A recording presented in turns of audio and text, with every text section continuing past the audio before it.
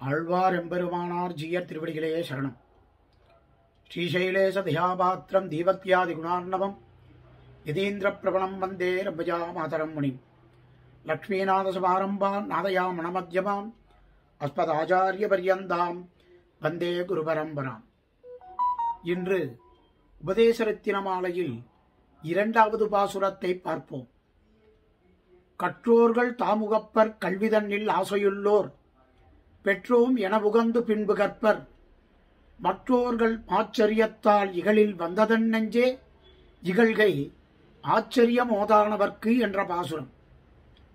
இப்பாசுரத்தில் மாமுனிகளின் திருவுள்ளம் இதை விரும்பாதவர்கள் இதை இகழ மாட்டார்களோ என்று கேட்டதாக கொண்டு அத்தாலே நமக்கு ஒரு குறையும் இல்லை என்று தம் திருவுள்ளத்துக்கு விளக்குகிறார். சத் சம்பிரதாய விஷயங்களில் நல்ல தேர்ச்சி பெற்றவர்கள் இவ்வளவு சுருக்கமாகவும் அழகாகவும் உள்ளதே என்று மிகவும் மகிழ்வார்கள். பெரியோர்களிடத்திலே சத் விஷயங்களை கேட்டு தெரிந்து கொள்ள விரும்புவர்கள் இதை பெருமதிப்புடன் கற்பார்கள்.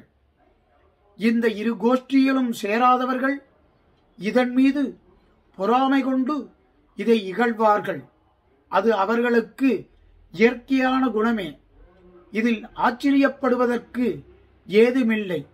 அது கண்டு நாம் வருத்தம் வேண்டாம் என்று இப்பாசுரத்தில் அழகாக வர்ணிக்கிறார். மாமுனிகளை திருவடிகளே சரணம்.